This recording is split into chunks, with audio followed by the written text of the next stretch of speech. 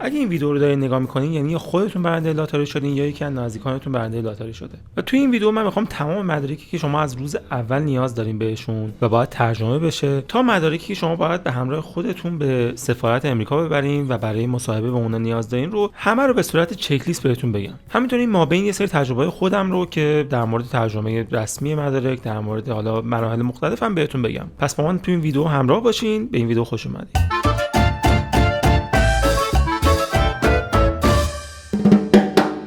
سلام، من محمد هستم، برنده لاتاری 2025 امریکا. تو این ویدیو میخوام تمام مدارکی که نیازتون هست رو بهتون بگم. این ویدیو جنبندی هستش از تمام ویدیوهایی که قراره تو یوتیوب ببینید به همراه تجربه شخصی خود من در مورد ترجمه کردن مدارک، پیدا کردنشون، جنبندیشون. خب پس بریم سراغ چک لیستمون و همه مدارک رو با هم دیگه مرور کنیم. ما قبل از این توی یه ویدیو کامل تمام مراحلی که از زمان برنده شدن تا زمان گرفتن ویزا شما قراره طی کنید گفتیم که لینکش این بالا براتون میذارم. اگر ندیدین شاید بهتر باشه اول اون رو ببینین، یه دید کلی پیدا کنین و بعد بیاین این ویدیو رو ببینین که مدارک رو به صورت کامل با هم دیگه مرور کنیم و چک لیست رو بهتون بگم. خب اول اینکه شما برنده لاتاری شدین، یه سری مدارک رو در همه مراحل به نوعی نیاز دارین. مدارک هویتیتون، ابتدا مهمترین مدرکی که شما نیاز دارین و قراره که ویزاتون هم داخل اون بخوره، پاسپورتتون هستش. پاسپورتتون باید به صورتی باشه که روزی که در سفارت مصاحبه دارین 6 ماه حداقل اعتبار داشته باشه. پس شاید بهتر باشه که قبل از پر کردن حتی فرم دی سی 26 شما پاسپورتتون رو تمدید کرده باشین و تاریخ‌دار باشه که خیالتون تو همه مراحل راحت باشه. ولی اگر هم به هر حال شرایط پیش اومد که شما روزی که می‌خواستید مصاحبه رو انجام بدین پاسپورتتون کمتر از 6 ماه تاریخ داشت، اونم خیلی مشکلی نیسته. شما میتونید پاسپورتتون رو تمدید کنید و روزی که می‌خواید به مصاحبه برین تو سفارت هر دو پاسپورتتون رو همراه خودتون داشته باشین. ولی بازم خیلی خیالتون راحت‌تره اگر همون اول کار شما پاسپورتتون رو تمدید کرده باشین، چون اطلاعات این پاسپورت رو توی فرم دی اس 26 وارد می‌کنید. دومین مدرکی تو تمام مراحل شما بهش احتیاج پیدا می‌کنید شناسنامه‌تون هست. شناسنامه‌تون باید ترجمه رسمی بشه. در مورد ترجمه رسمی که فقط توضیح خیلی کوتاه بهتون بگم، ببینید یک برگه شما مدارک رسمیتون رو، حالا هر مدرکی که هستش، میبرین به یک دفتر ترجمه رسمی. اونا ازتون مدرک رو میگیرن و بعد از چند روز مدرک اصل رو به همراه ترجمه رسمیش به شما میدن که یک برگه شبیه به این هستش و این برگه شامل ترجمه انگلیسی اون مدرکتون هست، یه سری کپی از اون مدرک. اینا با یک برچسبی که داخل این یه چیزی هست که اگر اینا از هم جداشن به نوعی از اعتبار دیگه ساقط میشه. شاید کلمه سختی گفتم، ولی مثلا یه چیز اینجوری به هم پانچ شدن که یه چیز رسمیه و نشون میده که این ترجمه برای اون مدرکی که کپیاش به این پیوست شده. حالا شما ترجمه رسمی رو کجا میتونید انجام بدین؟ همه جا، یعنی هر جا توی نقشه سرچ کنید که دفتر ترجمه رسمی، این کار برای شما انجام میدن. و اگر بگین که برای لاتاری این رو میخواین تقریبا میدونن سازوکار به چه صورت هستش. فقط اینو بهتون بگم، خیلی یه راهنمای کوچیک، قیمت مصوبی راجع به این قضیه وجود نداره و من خودم اولین جایی که رفتم یه عدد خیلی با چند میلیونی بهم گفت، مثلا برای 5 تا مدرک، و بعد ازش پرسیدم که آیا این قیمت مصوبه، یعنی همه جایی نگو. اینی که ازش پرسیدم گفتش که مگه قیمت نگرفتین؟ من اینی که گفت فهمیدم که هر کی هر قیمتی بخواد بگست. بازم خودتون قیمتا رو مقایسه کنید. ولی من خودم توی تهران میدون ونک دفتر ترجمه رسمی ساترا، بازم میگم این چیز خاصی نیست، شما هر جایی که دوست دارین میتونین ببرین. به منم چیزی نمیرسه، ولی من خودم با توجه به اینکه 5 تا 6 تا جای مختلف رفتم قیمت گرفتم و بعضیشون یه قیمتای خیلی عجیب غریبی به من گفتم حالا شاید شما هم اگر داخل تهران هستین این به کارتون بیاد. و به نظر من پایین‌ترین قیمتی بود که من حداقل دیدم. پس به اینجا رسیدیم. شما پاسپورت رو می‌خواین، شناسنامه‌تون هم باید ترجمه رسمی بشه. اگر تنها هستین که خب شناسنامه خودتون، اگر کیس اصلی هستین و مثلا همسرتون زیر کیس هستش یا بقیه افراد، اونها هم باید شناسنامه‌هاشون ترجمه رسمی بشه. مورد بعدی کارت ملی. کارت ملی هم به همین شکل باید ترجمه رسمیش انجام بشه. اگر تعداد افراد زیر کیسی هم هستن اونها هم باید کارت ملی هاشون ترجمه رسمی بشه. و بعد از اون اگر مجردین که هیچی، ولی اگر متأهلین باید سند ازدواجتون هم تمام صفحاتش ترجمه رسمی بشه. و این رو حتما حواستون باشه که 2 نسخه باید ترجمه رسمی بگیرین، یک نسخه ترجمه نگیرین و کپی. 2 نسخه جداگانه ترجمه رسمی باید انجام بشه و خودتون جدا وقتی که داخل سفارت هستون رو تحویل میدین و همسرتون هم توی مدارک خودش به صورت جدا. سفارت از شما 2 نسخه میخواد. و اگر هم قبلا ازدواجی داشتین و طلاق گرفتین باید حتما سند طلاق رو هم ترجمه رسمی انجام بشه و با خودتون ببرید. مورد بعدی ترجمه کارت پایان سربازی اجباری هستش. اگر سربازی رو انجام دادین و کارت پایان خدمت دارین شما باید اون رو به ترجمه رسمی تحویل بدین و ترجمه رسمی اون رو هم بگیرین. یا اگر معاف شدین و کارت معافیت دارین که اون رو باید به ترجمه رسمی بدین. قبل از اینکه بریم مدرک بعدی رو بهتون بگم یه نکته رو بهتون بگم. شما به نظر من بهتره که قبل از اینکه فرم دی اس 26 رو پر کنید این مدارک رو ترجمه کرده باشین، چون خیلی از اینها و مدارکی که در ادامه بهتون میگم توی فرم DS260 باید وارد شه. توی ویدئوی قبلی گفتم که تایتل اینها باید به یه شکل باشه، یعنی شما چیزی که وارد فرم DS260 میکنید، مثلا در مورد مدرک تحصیلیتون در مقطع لیسانس، باید توی ترجمه رسمیتون هم که مدرکتون ترجمه میشه به همون شکل باشه. به نظر من بهتره که این کار سریع و قبل از اینکه بخواید فرم DS260 رو پر کنید انجام بشه. من در مورد پر کردن فرم DS260 هم یک ویدیو براتون تهیه کردم که لینکش رو بالا و زیر ویدیو میبینید. خب بعد از مدارک هویتیتون شما میرسید به ترجمه مدارک تحصیلیتون. همونطور که میدونید شما برای لاتاری آمریکا حداقل باید دیپلم رو داشته باشین و این حداقل مدرکی که شما نیاز دارین برای لاتاری آمریکا. ولی اگه مدارک بالاتر هم دارین باید ترجمه بشه. بر اساس مدارکی که شما وارد فرم DS260 کردین و اعلام کردین که من تا این مقاطع رو گذروندم، باید مدارکش رو ترجمه رسمی هم داشته باشین همراه خودتون در روز مصاحبه و سفارت. مورد بعدی که شما باید جزء مدارکتون داشته باشین و روز سفارت ارائه بدین، یک پرینت کامل از تمام صفحاتی هستش که فرم DS260 رو پر کردین و در آخرین مرحله به شما یک پرینت از تمام صفحاتی که توی DS260 پر کردین بهتون داده شده. مورد بعدی 2 قطعه عکس 5x5 هستش که با قوانین لاتاری و همون استانداردهایی که شما برای عکس ثبت نام لاتاری انجام دادین باید گرفته بشه و پیشنهاد من اینه که این عکس با عکس اولی که برای ثبت نام لاتاری به حساب پیوست کردین و ثبت نام انجام دادین متفاوت باشه، به خاطر اینکه توی توضیحات خود سایت سفارت نوشته شده که این عکس باید یه عکس بروز و آپدیت باشه و حالا طبق چیزایی که تجربه دوستان بوده و خود من هم عکس جدید بردم، فکر میکنم که اگر شما دوباره همون عکس رو ببرین شاید نقض کننده یه سری قوانین باشه، اینکه به شما گفته شده یک عکس آپدیت ببرین و با توجه به اینکه شما روزی که سفارت میخواین مصاحبه کنین 1 سال از ثبت نامتون شاید بیشتر گذشته باشه، این میتونه موردی باشه که شما یه عکس آپدیت نیاوردین و همون عکس 1 سال پیش که قدیمی هستش رو بردین و میتونه مشکل ساز بشه. بر اساس همین روز مصاحبه سفارت شما باید 2 قطعه عکس 5x5 جدید داشته باشین. مورد بعدی از چیزایی که شما باید روز سفارت همراه خودتون داشته باشین، به ازای هر نفر $330 پول نقد هستش که شما بعد از گذراندن یه سری مراحل در یکی از باجه ها این رو پرداخت میکنین و به شما فیشی داده میشه که این پرداخت شده. این پول حتما باید به صورت نقد و به صورت دلاری باشه و بهتره که $330 رو به صورت خورد داشته باشین، یعنی مثلا 3 تا $100 و 3 تا $10. اگر نباشه خیلی هم مشکلی پیش نمیاد، ما خودمون $400 دادیم و بهمون بقیه‌اش رو برگردون. ولی با توجه به اینکه شاید خب مثلا پول خورد به اون شکل وجود نداشته باشه، ترجیحاً اگر تونستین بهتره که اون حالا $30 $60 به ازای تعداد نفراتتون که باید خورد بدین رو داشته باشین به صورت حالا خورد. مورد بعدی که شما توی سفارت باید ارائه بدین از شما میخوان گواهی تمکن مالی هستش. شما اگر مجرد هستین به ازای یک نفر بین 14 تا $17,000 باید تمکن مالی ارائه بدین. اگر متأهل هستین یعنی 2 نفر باید بین 19 تا $22,000 تمکن مالی ارائه بدین و اگر بیشتر از 2 نفر هستین یعنی فرزندانی دارین باید به ازای هر کدوم که اضافه میشن $2,000 دیگه به این عدد اضافه کنید. در مورد تمکن مالی اگه توضیح کوچیکی بخوام بهتون بگم اینجوریه که شما میرین به اون بانکی که داخلش حساب دارین، بانک معروفی اگر باشه در بشناسانش از بانک‌های قدیمی به نظرم بهتره. ما خودمون بانک تجارت رو انتخاب کردیم و این مبلغ پولی که بهتون گفتم رو داخل حسابتون داشته باشین. حداقل فکر میکنم باید 2-3 روز تو حسابتون مونده باشه و بعد از اون بانک یا اون شعبه بخواین که یک گواهی تمکن مالی به زبان انگلیسی بهتون ارائه بده. این موردی که ترجمه نمیخواد چون بانک به صورت انگلیسی به شما اینو میده و خودش مهر امضا میکنه. این گواهی تمکن مالی خب چیزی که بیسیک باید شما داشته باشین و اونجا از شما میخوان، ولی ببینید شما بین 3 تا سفارت دارین انتخاب میکنید. اون 3 تا سفارت باز هر کدومش ممکنه که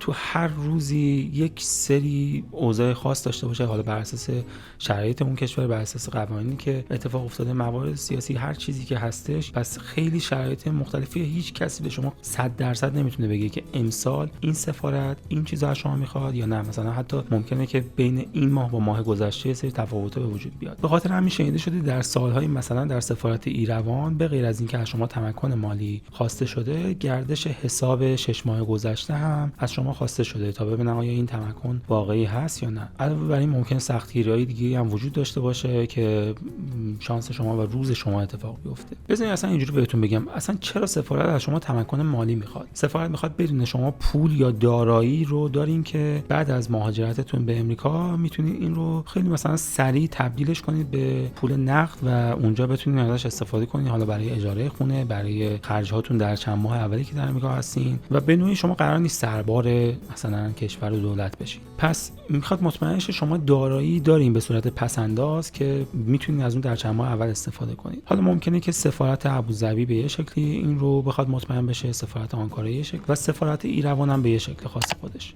برای مثال در مورد کیس ما خب تمکن مالی رو داشتیم همراهمون، گردش 6 ماه حسابو داشتیم، علاوه بر اون چیزایی مثل سند خونه، سند ماشین رو هم حتی ترجمه رسمی کردیم تا نشون بدیم در شرایط خاصی که ممکنه تو روز مصاحبه تو سفارت به وجود بیاد بتونیم ثابت کنیم که ما دارایی‌های دیگه‌ای رو هم داریم که اینها رو هم میتونیم در صورت نیاز تبدیل به پول نقد کنیم. ولی خب اتفاقی که افتاد مثلا در سفارت آنکارا که سفارت ما بود، اصلا از ما اینها رو نخواستن، یعنی تمکن مالی رو از ما گرفتن، حتی بهش گفتم گردش حساب، گفت نمیخواد، لازم نیستش. حالا بریم سراغ مورد بعدی. در انتهای یه سری توضیحات دیگه هم میگم که شما اصلا چقدر میتونید مدارک بیشتری رو هم از اینا ببرین، ولی خب اینا دیگه سلیقه خود شما هستش و تصمیم خود شما هستش که چقدر میخواید مطمئن باشین در سفارت وقتی که میخواید صحبت کنین.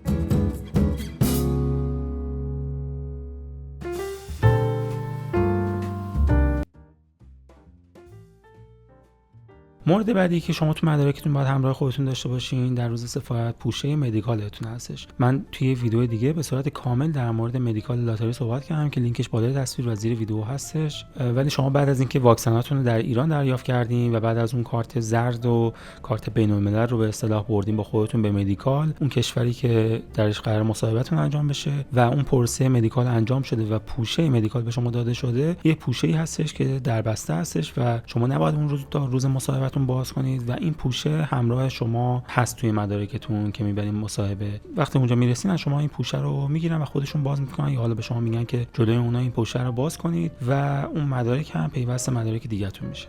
مورد بعدی که حتما همراه خودتون باید داشته باشین نامه دعوت به مصاحبهتونه. شما بعد از اینکه یک مدتی رو منتظر بودین، احتمالاً مدت طولانی هم بوده، یک ایمیلی برای شما اومده و یک نامه‌ای داخل اون پیوست بوده که نامه دعوت به سفارت بوده برای مصاحبه. اون نامه رو حتما باید پرینت داشته باشین و روز مصاحبه همراه خودتون داشته باشین. یه مورد دیگه که اینجا میخوام براتون بگم، شما بعد از اینکه ایمیل دعوت به مصاحبه و نامه دعوت به سفارت براتون ایمیل شده اومده، باید برین یک پروسه رو انجام بدین و داخل حالا نسبت به سفارتی که انتخاب کردین داخل یکی از این سه سایت زیر که براتون می‌نویسم باید برین و ثبت نام مصاحبهتون رو انجام بدین. یعنی چی؟ یعنی شما نامه دعوت به مصاحبه براتون اومده ولی حالا میرین ثبت نام میکنین و اعلام میکنین که بله من در روز و ساعتی که شما گفتین در سفارت مصاحبه دارم، من حاضر میشم. و علاوه بر این که برای سفارت به نوعی ثبت نام میکنین، شما اونجا بر اساس حالا کشوری که داخل اون میخواد مصاحبه انجام بشه پست رو هم ثبت نام میکنین. پست یعنی چی؟ یعنی شما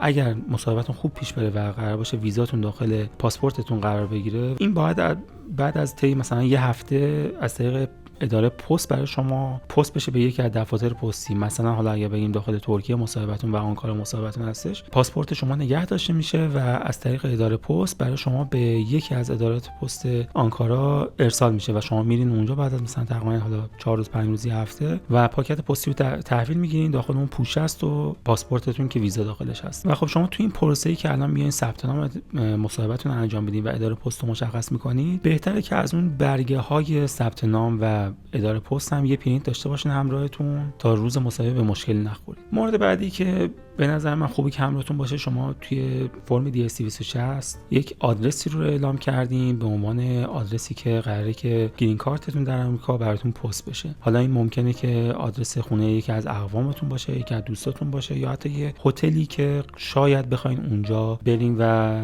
درش اقامت داشته باشین در مثلا 15 روز اول اقامتتون در آمریکا تا گرین کارتتون برسه. این آدرس میتونه چند بار عوض بشه. شما یه بار توی فرم DS260 این رو انتخاب میکنین، یه بار توی روز مصاحبهتون ازتون پرسیده میشه که آیا همون آدرسی میخواین برین و شما یا تایید میکنین یا آدرس جدیدی میدین و یه بارم وقتی که شما پاتون به خاک امریکا میرسه، آفیسری که در فرودگاه هستش از شما میپرسه آیا همون آدرس رو هنوزم میخوای بری و اونجا هم باز میتونین این آدرس رو تغییر بدین. ولی چیزی که مهم هستش، ممکنه که آفیسر از شما بپرسه روز مصاحبه که آدرسی که میخواین برین چی هستش. شما خیلی خیلی بهتره که به صورت حالا یا دستنویس یا چاپ شده هر جوری که فکر میکنین صلاحه، این آدرس رو همراه خودتون داشته باشین. ببینید شما روز مصاحبه اصلا به شکلی نیستش که شما امتحان دانشگاهی نرفتین، امتحان تحصیلی که نرفتین که باید حفظیاتتون قوی باشه و حفظ بگین. اصلا در این موارد مشکلی نداره. شما میتونین 100 تا برگه جلو خودتون داشته باشین اگه فقط بتونین با مدیریت خوبی توی پوشه قرار بدین و اونجا گم و گور نکنین، هول نشین و بخواید مثلا بدتر براتون مشکلی پیش بیاد. ولی هر چیزی که شما لازمه میتونین به صورت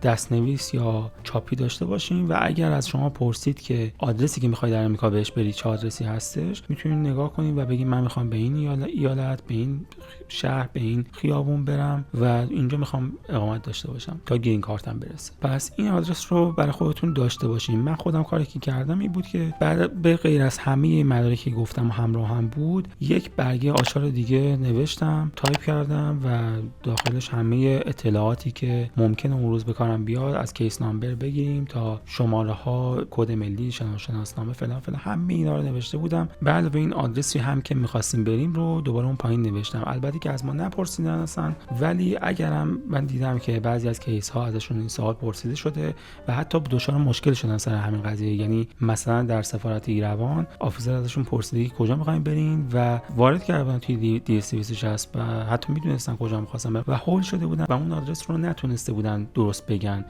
و شاید حالا مثلا اون روز آفیسرم یه ذره سختگیرتر بوده و بهشون گفته که شما چجوری نمیدونین کجا میخواین برین و همین رو نقص مدرک براشون زده و باعث AP شدنشون شده. یعنی گفته شما باید برگردین دوباره مدرکتون تکمیل کنید تا بعد از حال بررسی مثلا دوباره دعوت بشیم برای ویزا گرفتن. این تمام مدارکی بود که حالا به صورت 100% یا مثلا 70-80% شما باید همراه خودتون داشته باشین. ولی خب مدارک دیگه هم هست. همونطور که گفتم شما میتونین اگر سرتیفیکیت خاصی گرفتین اینجا، مدارک خاصی یا دوره‌های خاصی رو گذروندین، همراه خودتون به صورت ترجمه شده داشته باشین. اگر ملک و املاک و دارایی خاصی دارین که فکر میکنین ممکنه که بودنش کنار شما توی روز مصاحبه بهتون کمک کنه، میتونید اونها رو ترجمه رسمی کنید. البته که همه اینها چه مدارک تحصیلی بخواد ترجمه بشه، ترجمه رسمیش هزینه داره، هزینه اضافی برای شما خواهد داشت. و در مورد ملک و ماشین هم اگر بخواید ترجمه رسمیش کنین، شما باید اول برین به یه کارشناس رسمی بدین اون رو قیمت گذاری کنه که خودش اون یه هزینه زیادی داره. مثلا در مورد خونه شاید بگیم 60-70 متری یه چیزی حدود 10 میلیون هزینه قیمت گذاریش میشه و بعد باید اون قیمت گذاری هم ترجمه رسمی بشه که اون هزینه جداگانه‌ای داره. به هر حال این انتخاب شماست. میتونید اگر فکر میکنید ممکنه که روز مصاحبه گیر بیفتین و